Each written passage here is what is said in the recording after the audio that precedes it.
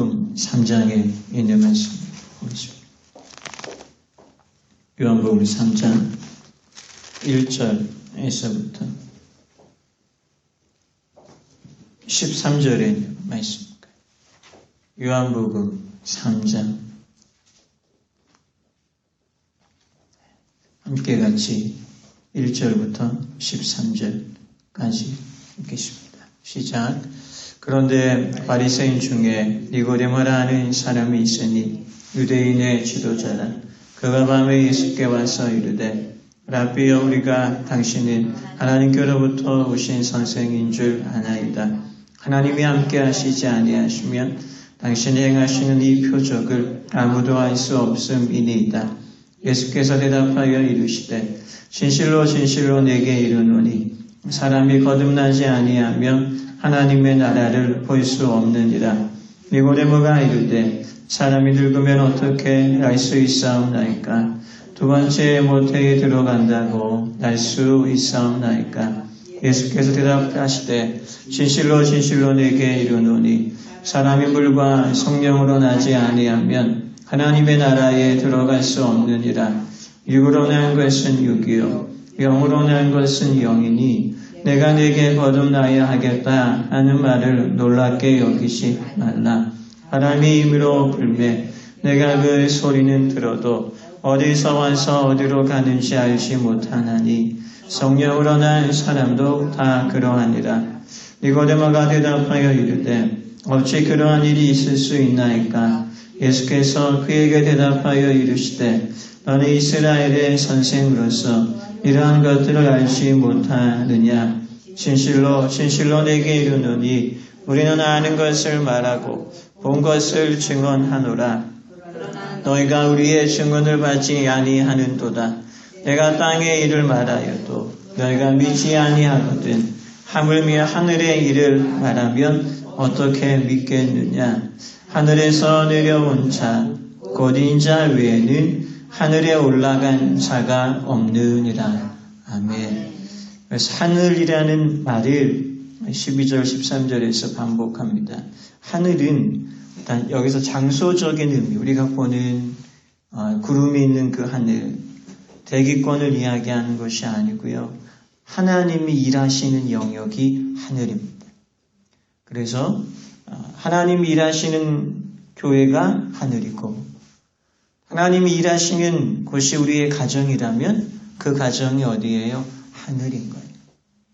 또한 하나님이 일하시는 그 행하심이 우리의 마음이라면 마음이 어디냐면 하늘이다라는 거지. 그래서 이 하늘은 곧 하나님의 말씀이 살아있는 곳을 이야기합니다. 그래서 우리가 주기도문에서 첫 단어가 뭐죠? 하늘에 계신. 그 하늘은 말씀이 움직이는 것, 말씀이 이루어지는 것, 말씀의 순종을 통하여 말씀을 오늘 11절에 바라보면 우리는 아는 것을 말하고 이 아는 것이란 어떤 세상적인 지식을 이야기하는 것이 아니고 하나님의 말씀을 아는 것을 말한다라는 것이고 본 것을 증언하노라. 우리가 하나님을 보아야 되잖아요. 우리가 보통 하나님을 어떻게 봅니까? 우리가 기도하는 제목이 이루어질 때 우리 하나님을 본다라고 말합니다. 응답을 말하죠. 그래서 우리가 믿는 하나님은 살아계신 하나님이시고 우리가 믿는 하나님은 진리의 하나님이시고 우리가 믿는 하나님은 오늘 우리의 예배를 받으시는 하나님인 줄 믿습니다. 이 새해가 되면 10대들, 20대들은 어떤 열망이 있어요. 그것이 무엇이냐면 지난해보다 올해 좀 더 좋아지고 싶다, 나아지고 싶다, 어떤 변화에 대한 열망이 있습니다. 우리가 예배를 드리고 마음속에 감동을 받으면 어떤 변화에 대한 열망이 있습니다. 오늘도 우리 안에 은혜에 대한, 거룩에 대한 열망이 있으시기를 주님의 이름으로 축원합니다. 원래 니고데모가 예수님께 찾아온 것은 어떠한 변화에 대한 열망을 원해서 찾아온 것은 아닙니다. 니고데모가 예수님께 온 것은 어떤 예수님이 나름대로 니고데모가 보기에 하나님의 사람이고 하나님이 함께 하시고 또 하나님의 뜻을 행하는 하나님의 어떤 선생, 하나님의 랍비 정도로 이해했어요. 그래서 2절에 보시면 이 니고데모가 예수님을 칭찬하는 장면이 있습니다. 원래 사실은 우리가 보기에 요한복음 강의를 하면서 요한복음 1장에서 태초에 계신 그 예수님이시기 때문에 어떻게 예수님이 니고데모에게 충고를 할 수 있지 니고데모가 예수님을 인정하거나 충고하거나 칭찬할 수 있는 것은 아니거든요. 그런데 오늘 2절에 보시면 어떻게 이야기하고 있습니까? 우리가 당신은 하나님께로부터 오신 선생인 줄 알고 그리고 하나님이 함께 하시지 아니하시면 당신이 행하시는 이 표적을 아무도 할 수 없습니다라고 상당히 주님을 되게 이제 떠받들고 긍정적으로 이야기하는 장면이 있습니다. 이렇게 이야기할 수 있는 것은 무엇이냐면 당시 예수님은 어떤 사회적인 기득권을 갖고 있었던 부류가 아닌 거예요. 그리고 니고데모는 이스라엘의 어떤 정책을 결정할 수 있는 그 정치적인 집단이 사내드립이라는 공회였는데 70명만이 구성되거든요. 70명 중에 한 명이 니고데모였어요. 그래서 이스라엘의 탑이었단 말이에요. 그러니까 이스라엘의 최고의 권력층이 예수님께 와서 당신은 하나님과 함께 하시는 그러한 사람이요 라고 이렇게 인정해 주는 거예요. 그럼 예수님이 어때요? 좀 기분이 좋아져야 되잖아요. 근데 예수님께서 어떻게 말씀하세요? 그게 중요한 것이 아니다. 내가 어떠한 표적을 행하고 당신 마음에 내가 마음에 드는 것이 중요한 것이 아니다. 중요한 것은 무엇이에요? 3절에 바라보시면 이렇게 말씀합니다. 진실로 진실로 두 번 말씀해요. 강조죠. 내가 정말 니고데모 당신에게 원하는 것은 무엇이냐면 다시 태어나야 돼. born again이라고 이야기해요. 거듭난다라는 표현이 무엇이냐면 born again. 다시 태어난. 정말 내가 원하는, 내가 행하는 기적은 기적 자체의 목적이 있는 것이 아니라 이 땅에 있는 모든 사람들이 다시 태어나기를 원하기 위해서 내가 이 땅에 왔다라고 이야기합니다. 그래서 이 거듭남이 히브리어로 아노센인데 두 가지의 뜻이 있어요. 첫 번째 뜻은 무엇이냐 하면 이런 겁니다. 뭐냐면 우리가 보통 우리는 이제 나름대로 그러지 않은데 10대나 20대들은 내가 부자인 부모님을 만났더라면 다시 태어났더라면 이런 생각하잖아요. 그러니까 그 뜻이 뭐냐면 거듭난다의 첫 번째 뜻인 다시 태어난다의 뜻이에요. 그래서 니고데모가 이해한 것은 4절에 보시면 그러한 의미예요. 4절에 보시면 니고데모가 이르되 사람이 늙으면 어떻게 태어날 수 있습니까, 주님? 그러면 제가 다시 어머니의 모태에 들어가야 돼요? 이렇게 이야기한 거예요. 예수님께서 하신 말씀은 첫 번째 뜻인 다시 태어나야 된다 그 뜻이 아니고 이 거듭난다 아노센의 두 번째 뜻은 뭐냐면 하늘로부터 태어나야 된다라는 거예요. 그래서 예수님이 거듭남에 대한 말씀을 하시면서 12절과 13절에 바라보면 하늘이라는 말씀을 하고 있는 거예요. 하늘에서 예수님이 내려오신 것처럼 우리도 어떻게 해야 돼요? 하늘로부터 다시 태어나야 된다라는 거예요. 우리가 이 땅에서부터 태어난 사람들이에요. 그래서 6절에 보시면 육으로 난 것은 육이요. 이 말이 뭐냐면 소가 인삼을 먹든 소가 산삼을 먹든 소가 항소가 사람이 먹는 음식을 먹든 소는 소요. 닭이 아무리 진귀한 음식을 먹든 닭은 닭이요. 그 건장한 그 말이 아무리 건장해도 말은 많이다라는 거예요. 아무리 세상의 지식을 소유하고 세상에서 성공했다라고 해도 그가 하늘로부터 다시 태어나지 않으면 그는 육이요. 그는 세상의 사람이다라는 거예요. 하지만 다시 예수 그리스도를 구주로 믿고 물과 성령으로 태어난 사람은 그는 더 이상 세상의 사람이 아니요. 그는 더 이상 육의 사람이 아니요. 그는 영의 사람이다라는 거예요. 그래서 오늘 본문의 말씀은 니고데모가 이해할 수 있는 그런 말씀이 아니에요. 왜냐하면 우리는 계속해서 말씀을 듣기 때문에 이 말씀을 조금 이해할 수는 있지만 니고데모는 처음 듣는 말씀이거든요.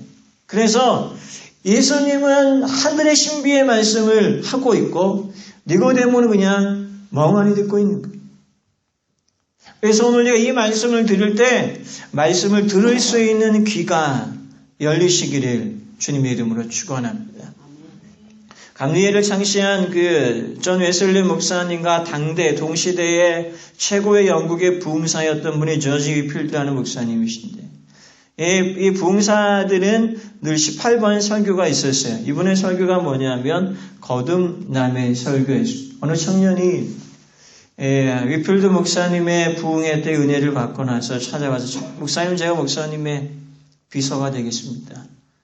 라고 하고 목사님은 흔쾌히 허락해서 목사님의 가방을 들고 다니는 그러한 비서의 역할을 감당합니다. 처음 2번, 3번 부흥에 참석하니까 너무나 좋았어요. 그런데 계속 따라다닐 때마다 목사님이 하는 설교가 뭐냐면 거듭나는 설교만 계속하는 요한복음 3장 설교. 그래서 어느 날 위필드 목사님 재단에서 말씀을 전하시고 내려오는데 이 청년이 목사님께 화를 내는 목사님 거듭남의 설교를 오늘 몇 번째 하시는지 아세요? 70번째예요. 지금 지긋지긋합니다. 목사님 왜 그러세요? 라고 물어본 거예요. 저지 위필드 목사님이 이때 유명한 말을 합니다. 청년, 내가 왜 오늘 설교가 70번째 거듭난 설교라고 왜 내가 70번째 설교를 하는지 알아? 당신이 거듭나야 하기 때문에 그래. 당신이 하늘로부터 다시 태어나야 하기 때문에 그래. 거듭나야 돼. 다시 태어나야 돼. 이렇게 대답을 했어요. 한 10년 전인가 5년 전에 한국 방송의 예능 프로그램에 자주 나왔던 프랑스 여자인 이다도시라는 여자가 있잖아요. 따다다다. 이다도시가 방송에서 인터뷰를 하는데 이런 이야기야. 나는 프랑스 여자로 태어나서 프랑스에서 교육을 받았지만 한국 남자하고 결혼했기 때문에 저는 주민등록증이 있고 저는 한국 국적을 갖고 있습니다. 그래서 나는 국적이 한국 사람입니다. 이렇게 인터뷰한 적이 있어요. 얼굴을 바라보면 프랑스 사람이요. 머리가 금발을 바라보면 프랑스 사람인데 이 여자가 한국 남자와 결혼했기 때문에 프랑스 법에 효력이 없어요. 한국 헌법의 영향을 받아요. 그래서 예수를 믿는다라는 것은 무엇이냐면 국적이 달라지는 거예요. 예수를 믿는다라는 것은 예수를 믿는 순간에 얼굴이 바꿔지거나 큰 얼굴이 작은 얼굴이 되거나 몸무게가 갑자기 다이어트 돼가지고 날씬해지는 이러한 변화가 예수를 믿을 때 있는 것이 아니라 예수를 믿을 때 우리는 지옥 백성에서 천국 백성으로 바꿔지는 줄 믿습니다. 우리가 예수를 믿을 때 우리는 마귀의 자녀에서 하나님의 자녀로 바뀌어지는 줄 믿습니다. 이렇게 바뀌어졌어요. 근데 이렇게 국적은 바뀌어졌지만 중요한 건 무엇이에요? 내 외모는 그대로 있는 거예요. 내 삶의 습관은 그대로 있는 거예요. 그래서 이것이 어떻게 해야 돼요? 변화되어야 된다라는 거예요. 이 뜻이 무엇입니까? 거듭남의 뜻인 거예요. 이 변화를 주님께서는 3절에서 어떻게 이야기하냐면 하나님의 나라다라고 이야기합니다. 예수님의 18번 설교가 무엇이냐면 하나님의 나라에 대한 설교를 주님은 되게 자주 했어요. 근데 우리는 조금은 좀 어색한 단어가 하나님의 나라예요. 하나님의 나라의 뜻은 무엇이냐면 하나님의 지배가 미치는 영역이에요. 하나님의 통치가 미치는 영역이에요. 그래서 하나님의 나라의 시작은 어디에서부터 시작되냐면 우리의 마음에서부터 시작돼요. 내 마음의 지배를 무엇이 지배를 받고 있냐라는 거예요. 우리가 몸이 이 자리에 오기 위해서는 몸은 생각의 지배를 받잖아요. 정신의 지배를 받잖아요. 그럼 이 정신, 의식의 영역, 생각의 영역은 무엇의 지배를 받냐 하면 무의식의 지배를 받거든요. 이 무의식의 지배를 어떤 영역이다라고 하냐면 영들의 영역이다라고 이야기한다라는 거예요. 그 영들의 영역이 뭐냐면 하나님의 영역이다라는 거예요. 그러니까 내 마음이, 내 지성, 내 판단이 나를 지배하면 이것은 내가 하나님의 나라 속에 있는 것이 아니다라는 거예요. 하나님의 나라에 있는 사람은 어떠한 사람이에요? 오늘 5절에 보세요. 물과 성령으로 다시 태어나게 될 때에 그가 하나님의 나라에 들어갈 수 있다라고. 사실은 요한복음 강해를 3주째 진행하고 있으면서 요한복음은 참 어려운 강해다라는 생각이 들어요. 깊고 깊은 말씀입니다. 그래서 오늘 한 30분, 40분 말씀을 듣는다라고 해서 오늘 요한복음 3장을 다 이해할 수 있는 것은 아니지만 오늘 이 말씀을 통하여서 하나님이 우리에게, 예수님이 우리에게 던지는 그 진리의 신비의 말씀이 무엇인가를 깊이 있게 한 주 동안 생각하시기를 주님의 이름으로 축원합니다. 우리 물 하면 지난주에 요한복음 2장에 있는 말씀을 들었잖아요. 물이 무엇으로 변화되었어요? 포도주로 변화되었어요. 그럼 이 물이 돌 항아리 6개에 물을 어떻게 채우라고 했어요? 아기까지 가득 채우라고 했어요. 그때 돌 항아리를 어떻게 제가 해석했죠? 돌 항아리가 뭐죠? 사람이다. 사람이 무엇이 담기는 거예요? 물이 담기는 거죠. 이 물이 무엇입니까? 하나님의 말씀이에요. 그래서 디모데 전서 4장에 말해보면 거듭남은 곧 하나님의 말씀으로 되어진다라고 이야기했어요. 그래서 이 물은 첫 번째 뜻이 뭐냐면 하나님의 말씀이에요. 그 말씀이 우리 안에 채워지는데 어디까지 채워져야 돼요? 가득 채워져야 된다라는 거예요. 물이 채워지게 되면 어떻게 돼요? 포도주로 변화됩니다. 다시 이야기하면 물이 채워지게 되면 하늘로부터 태어나는 사람이 된다라는 거예요. 말씀이 채워지게 되면 말씀 때문에 어떻게 하게 됩니까? 내 죄를 보는 거예요. 그래서 물의 좁은 두 번째 뜻은 무엇이냐면 씻음이에요. 회개예요. 그래서 이 물은 요한복음 2장과 연결되는 거예요. 포도주와 연결되는 거예요. 물과 연결되는 거예요. 근데 이 물이 돌 항아리 6개에 담겼는데 이것이 요한복음 1장하고 연결돼요. 요한복음 1장하고 무엇이 연결되냐면 태초에 말씀이 계셨고 그 말씀이 하나님이셨고 그 말씀이 육신이 되어 우리 가운데 거하심에 그 말씀이 누구예요? 예수님이에요. 예수님이 사람의 몸이 되어 어디에 거한다라고 말씀하고 있어요? 우리 가운데. 우리 가운데 거한다. 이것이 요한복음 1장 말씀이에요. 그러면 우리 가운데 거하시는 그 예수님에 대해서 예수님은 요한복음 2장에서 가나의 혼인잔치를 통하여 어떻게 이야기해요? 우리 가운데 거하시는 예수님이 무엇으로 거하는 거예요? 물로 채워지는 거예요. 말씀으로 채워지는 거예요.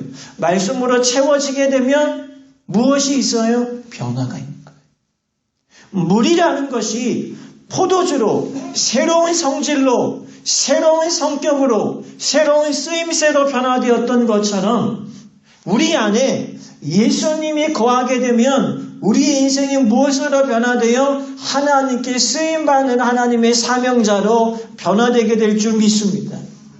이것이 구체적인 대화로 표현되는 것이 니고데모와 예수님의 대화입니다. 돌 항아리에 들어가는 물은요, 사람이 먹는 물이 아니고요, 손을 씻는 물이에요. 다시 이야기하면 그 물은요, 사람이 먹을 수 있는 생명의 물이 아니다라는 거예요. 우리는 어떠한 존재예요? 내 안에 내가 내 생명을 결정할 수 있는 것이 아니다라는 거예요. 오직 내 안에 생명 되신 주님이 들어오게 될 때 우리가 어떤 사람이 되어 존귀한 사람이 되게 될 줄 믿습니다. 근데 이러한 다시 태어남은 내가 하나님의 사람으로 태어나고 싶다라고 해서 하나님의 사람으로 태어날 수 있는 것이 아닌 거예요. 이거에 대해서 주님이 어떻게 말씀하시냐면 8절에 보시겠습니까? 오늘 내가 은혜를 받고 싶다라고 해서 은혜를 받을 수 있는 것이 아니에요. 다시 이야기하면 오늘 제가 설교를 준비했는데 오늘 설교를 제가 은혜롭게 해야지라고 해서 설교가 은혜롭게 되는 것이 아닌 거예요. 또 이렇게 말씀드릴까요? 사업하시는 분들은 오늘 하루 내가 매상을, 이익금을, 수익금을 100만 원을 내겠다라고 해서 내가 순수 이익금을 100만 원 낼 수 있는 것이 아닌 것이. 내가 올해 나름대로 내가 목표한 것을 이루겠다라고 해서 그 목표를 이룰 수 있는 것이 아닌 거예요. 내가 하루에 5시간 기도한다라고 해서 내가 응답받는 것이 아닌 거예요. 물론 기도해야 돼요. 주님의 은혜를 사모해야 돼요. 말씀을 준비해야 하지만 응답의 주권은 누구에게 있냐면 사람에게 있는 것이 아니다. 축복은 사람에게 있는 것이 아닌 거예요. 주님이 주시는 거예요. 기도를 많이 하지만 내가 기도를 했다라고 해서 응답을 받는 것이 아니라 주님이 응답을 주셔야지만 응답을 받는 거예요. 내가 천국 가야지라고 해서 천국 가는 것이 아니라 예수님이 천국을 주시기 때문에 천국 가는 거예요.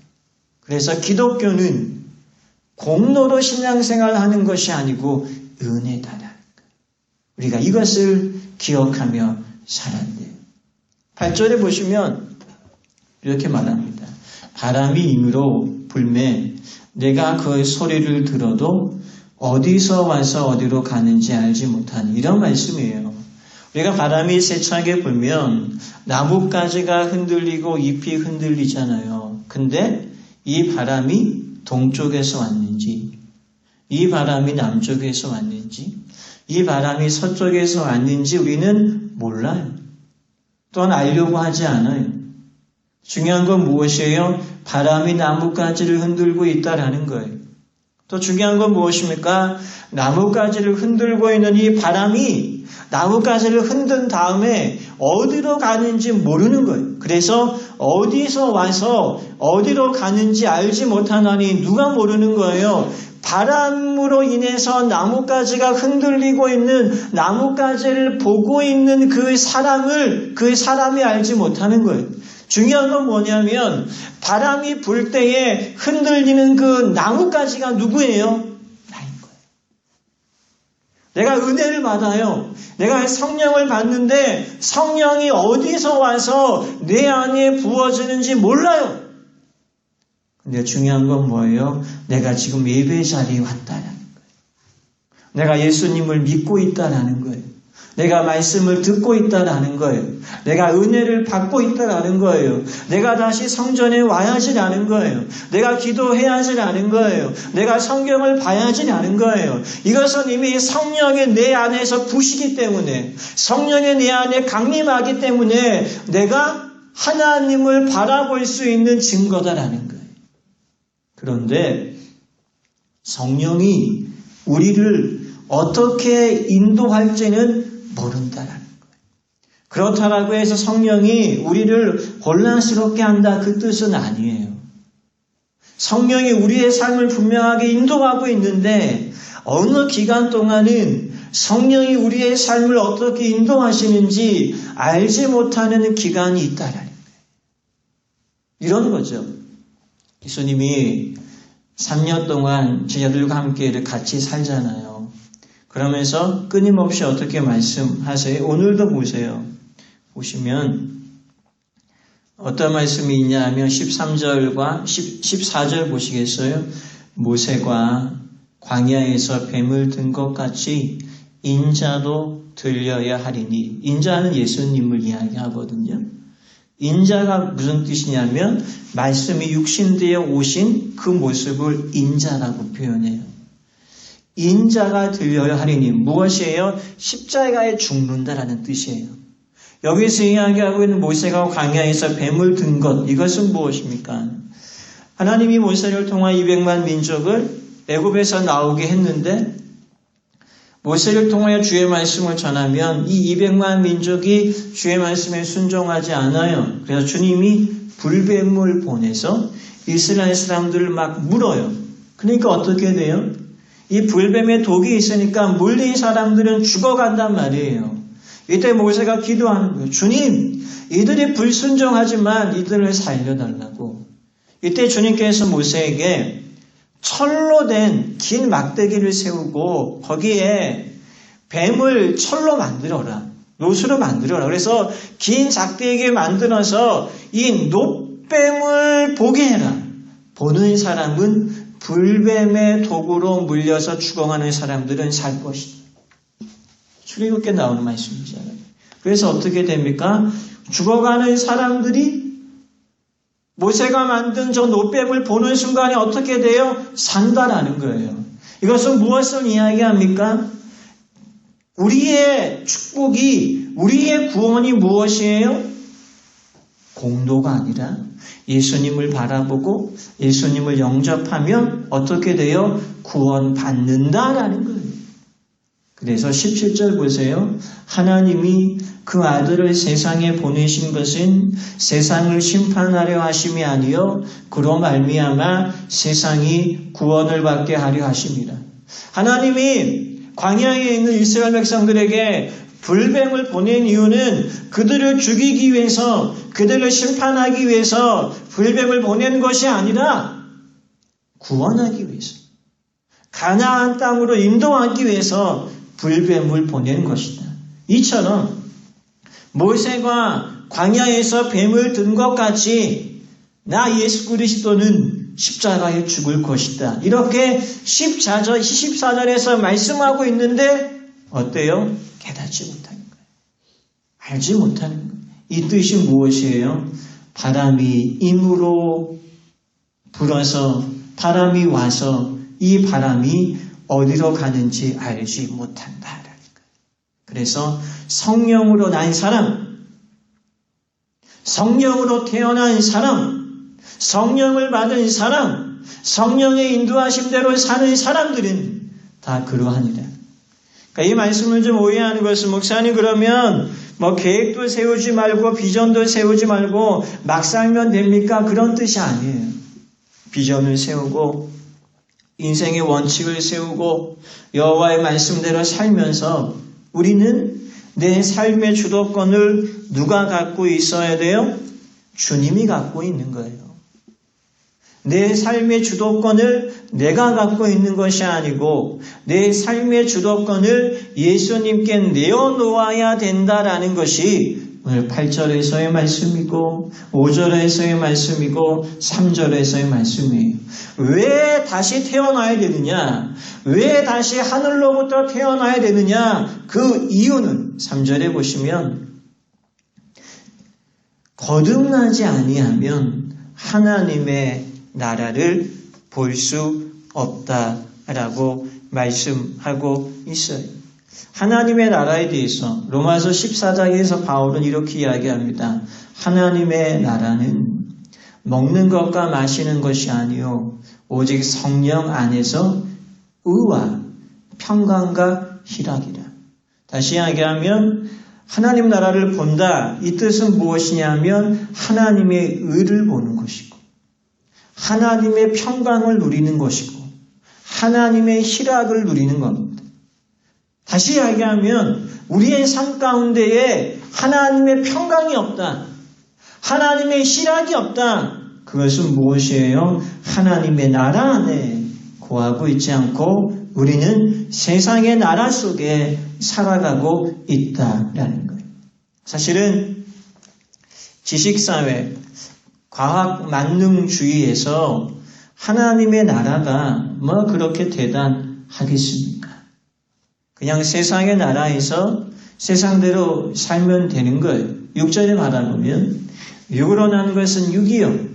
이것이 우리의 삶의 중요한 부분인 거예요. 우리의 자녀들을 초등학교에 입학하고 중학교를 졸업시키고 고등학교를 졸업시키고 대학에 가게 하고 좋은 직장에 가게 하고 좋은 사람을 만나게 하고 잘 살게 하고 이것이 무엇이에요? 육으로 난 것은 육이에요. 육을 추구하는 인생이다라는 거예요. 그럼 영은 무엇이냐? 초등학교를 입학시키고 중학교를 보내고 고등학교를 보내고 그의 인생의 목적을 하나님의 나라에 두게 하는 것. 이것이 영으로 나게 하는 영들의 영의 사람이다라는 거예요. 근데 이렇게 말씀을 전하고 있는데 9절에 보시면 니고데모가 대답하여 이르되 어찌 그러한 일이 있을 수 있나이까? 어떻게 성령으로 다시 태어날 수 있습니까? 라는 거죠. 어떤 사람이 술꾼이었어요. 술주정뱅이였다가 예수님을 믿고 이 사람이 변화되었어요. 그러자 주변 동료 사람들이 이 술꾼이었던 이 사람을 비난한, 자네는 성경에 있는 기적을 믿나? 자네는 예수가 물로 포도주를 만들었다는 기적을 믿어? 이렇게 함께 술 친구였던 사람이 예수를 믿게 된 과거의 술주정뱅이에게 이렇게 질문을 던진, 그때 이 회심한 술주정뱅이가 그리스도인이죠. 이렇게 대답합니다. 나는 예수님께서 가나의 혼인잔치에서 물로 포도주를 만드셨는지 나는 잘 모르겠어. 중요한 것은, 분명한 것은, 확신하는 것은 무엇이냐면 예수님께서 내 집에 있는 술을 은혜로 바꾸셨다라는 거예요. 내 손에 들렸던 술을 성경으로 바꾸셨다라는 거예요. 내가 가야 될 술집을 주님께서 바꾸셔서 나를 교회로 이끄셨다라는 거예요. 이것이 무엇입니까? 11절에 바라보면 또 두 번 이야기합니다. 진실로 진실로 내게 이르노니 우리는 아는 것을 말하고 본 것을 증언하노라. 성령이 언제 임했는지 모르고 그 주의 말씀이 나를 어떻게 변화시켰는지 모르는데 나는 예배의 자리에 와 있고 나는 하나님을 의지하고 내가 주님을 사랑하고 내가 주님을 바라보기 때문에 나는 주님에 대한 말을 하고 있고 내가 지금 신앙생활을 하고 있는 그것이 무엇이에요? 나를 변화시킨 하나님의 능력이요. 하나님의 말씀인 줄 믿습니다. 그래서 우리는 이 거듭남에 대한 말씀을 통해서 우리가 진정 하늘로부터 태어난 사람은 어떻게 해요? 성령께 내 마음의 주도권을 맡기는 거예요. 하나님을 기다리고 하나님의 행하심을 바라보며 하나님을 의지하는 것. 이것이 진정 다시 하늘로부터 태어난 사람이다라는 거죠. 우리가 언제 회심했는지, 우리가 언제 거듭났는지, 내가 몇 년도, 몇 월, 몇 시에 거듭났는지 우리는 알지 못하지만 분명한 것은 무엇이냐면 내 안에 예수님이 계시다는 것이. 나도 나를 변화시키지 못했는데 점점점 나를 주님께서 말씀이 주의 성령이 우리를 변화시키고 있다는 것. 이것이 무엇이에요? 날마다 거듭나는 것. 날마다 위로부터 태어난다라는 거예요. 그래서 오늘 우리는 다시 한번 이 물과 성령으로 나지 아니하면 5절에 있는 말씀처럼 우리가 정말 말씀을 사모해야 됩니다. 우리가 정말 뜨거운 성령을 사모해야 되는 거예요. 그럴 때에 우리가 5절에 있는 마지막 문장처럼 하나님의 나라에 들어갈 수가 있습니다. 마지막으로 한 가지 예언만 드리고 말씀을 마치겠습니다.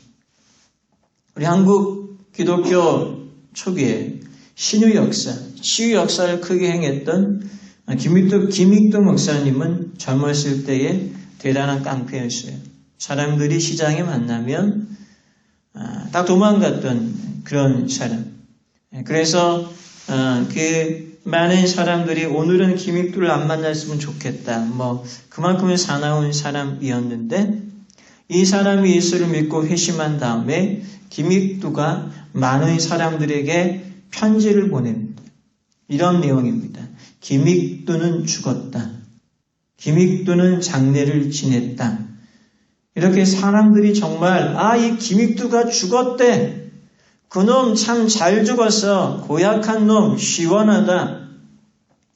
그랬어요. 근데 몇 년이 지나서 이 김익두가 목사님이 되어서 성경을 들고 그 고향 땅의 시장터에 와서 예수 믿으시오라고 고함치는 거예요. 저것 죽었다고 했는데 살아났네. 예수를 믿으라고 열받은 시장 사람들이 양동이에 물을 담아가지고 뿌리기 시작해요. 김익두 목사님. 옛날 같았으면 절달이 나야 되는데 물을 털털 털고 딱 하는 말들이 시장 사람들이 긴장을 하는데 김익두 목사님이 이렇게 이야기합니다. 여보시게 당신 김익두가 죽었기에 다행이지. 옛날 김익두였으면 오늘 당신은 박살났어. 그러니까 나한테 박살나지 않았으니까 예수님 믿고 구원받아. 이것이 어떤 사람이에요? 거듭난 사람이다 라는 거죠. 거듭나지 않은 사람은 어때요? 자신의 계산과 자신의 판단이 자신의 삶의 주도권을 쥐고 있다라는 거죠. 육으로 사는 사람, 세상으로 사는 사람들은 어때요? 이것이 내게 이익이 되느냐? 이것이 내게 손해냐? 그러면 하지 않죠. 내게 얼마나 도움이 되느냐? 도움이 안 되느냐? 이것을 계산하며 신앙생활 하는 것이 육으로 난 육의 그리스도인들이라는 거예요. 성령으로 난 사람들은 어때요? 예수님 보세요. 13절에 내가 죽을 것이다 예언하면서 죽어가는 거예요. 내가 순교당할 것이다 이미 알면서도 그 믿음의 길을 걸어가는 거예요. 이것이 어떤 사람이에요? 성령의 사람들이다라는 거예요. 교회를 섬기는 것, 보여지는 것, 교회를 섬기는 것, 예물을 드리는 것, 어떻게 바라보면 세상적인 관점에서 손해보는 거죠. 그런데 어때요? 영으로 나는 사람은 나를 위해 죽으신 예수 그리스도의 구원의 은혜가 있기 때문에 내가 교회를 위해 선신하고 예물을 드려도 그 안에 감격이 있고 그 안에 은혜가 있다라는 거예요. 오늘 이 예배 속에 하나님의 은혜를 발견하시고 이번 주 한 주간 이 3장에 있는 말씀을 깊이 묵상하시면서 주님, 제가 이제는 위로부터 태어난 사람, 하늘로부터 태어난 사람, 내가 세상에서부터 난 사람이 아니라 하늘로부터 난 다시 태어나는 거듭난 하나님의 나라를 보며 하나님의 나라에 들어가는 삶을 살게 해달라고 기도하시고 주님의 나라 안에 거하는 삶이 되시기를 주님의 이름으로 축원합니다. 기도하겠습니다. 하나님, 오늘도 우리가 빛 대신 주의 말씀 안에 거하게 하심을 감사합니다. 우리가 이 땅에 죄악을 행하는 사람이 아니라 말씀을 행하는 사람들이 되게 하시고 오늘도 우리 안에 주님의 은혜를 부어주셔서 우리가 세상의 구원자로 오신 예수 그리스도가 우리 인생의 전부가 되게 하여 주옵소서. 예수님의 이름으로 기도합니다. 아멘. 우리 함께 찬양 보혈을 지나 우리 부르시고 주신 말씀 붙들고 주님, 제가 정말 아버지로부터 위로부터 태어나는 사람이 될 수 있게끔 함께 찬양하시고 우리 기도하겠습니다.